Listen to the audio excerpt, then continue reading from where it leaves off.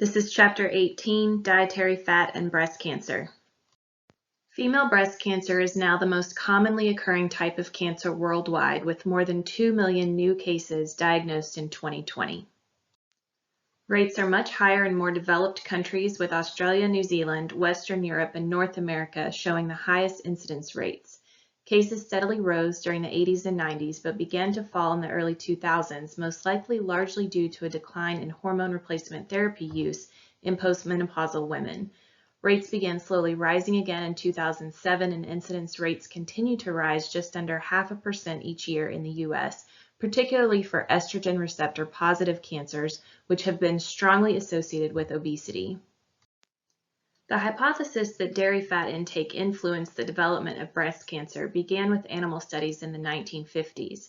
More than 20 years later, correlations were drawn between breast cancer incidence and per capita fat consumption in countries across the world.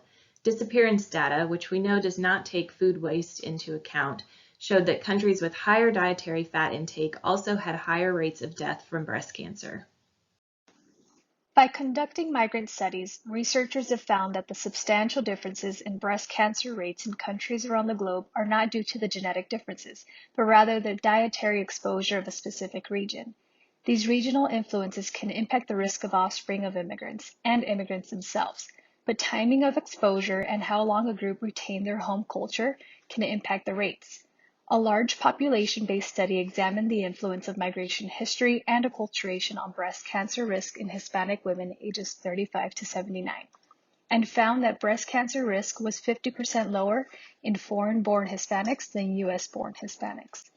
Risk increased with increasing duration of residence in the United States, decreasing age at migration, and increasing acculturation. Researchers also found that risk was lower among Hispanics who moved to the United States at age 20 and older.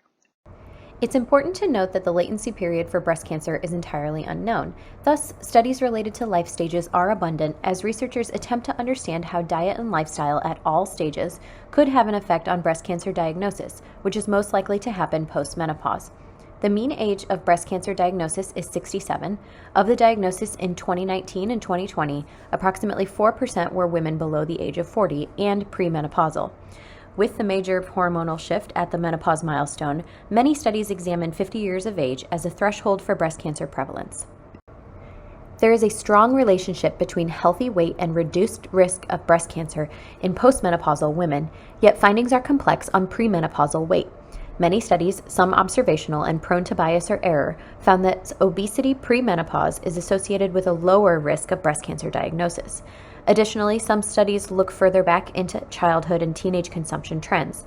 Children found to have grown up during famine saw a 13% lower risk of breast cancer, and children who experienced energy restrictions so that their adult height would be shorter also saw lower risk. Additionally, a high-fat diet and early menarche, which can occur with excessive energy intake, were also associated with a higher risk. Types of studies on the relationship between dietary fat intake and breast cancer have shown mixed results. While several individual case control studies showed no significant relation between fat intake and risk, a pooled analysis showed an overall statistically significant positive relationship. However, because these studies have potential for recall bias or selective participation, the results carry less weight than those of other studies. Many prospective studies have also failed to find a relationship between total fat intake and breast cancer risk, but some have found positive associations between animal fat intake and risk of breast cancer.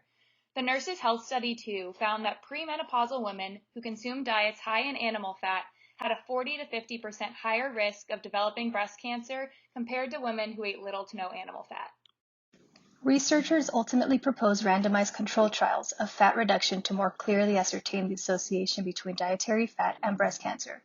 Most were long-term trials that resulted in inconclusive findings, in part due to the non-adherence, altered reporting, and secondary effects from menopause onset or weight loss from diet intervention. For a significant association to be found, researchers need to screen for intervention adherence. The PREDIMED trial found that women adhering to a Mediterranean diet with extra virgin olive oil indeed had a lower risk of breast cancer compared to the group on a Mediterranean diet without the supplemented fat source. Overall, the majority of trials found that weight loss and type of fat may be more important in reducing the risk of breast cancer initiation and relapse than total dietary fat. Research on breast cancer has impacted U.S. policy for nearly 100 years. This brief timeline illustrates some of the ways breast cancer and nutrition research have impacted policymaking. Research ramped up in 1927 when a bill was introduced to reward a successful cure for cancer with up to $5 million. In 1980, based on research, the Dietary Guideline Advisory Committee was directed to seek expert advice, which created the National Research Council recommendation of 1982 to reduce fat from 40% to 30% of total calories.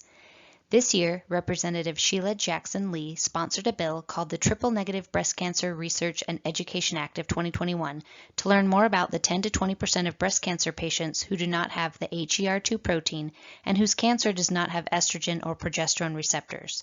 In the most recent dietary guidelines for 2020 to 2025, breast cancer research influenced the recommendation to highlight the importance of dietary patterns in each life stage with specific recommendations based on fat consumption in the early formative stages. To summarize, the body of evidence to date shows that when it comes to diet and breast cancer risk, environment matters.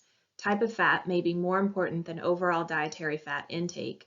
Total energy intake and weight management are influential factors, and adiposity in adulthood appears to be especially tied to postmenopausal breast cancer risk. Thank you.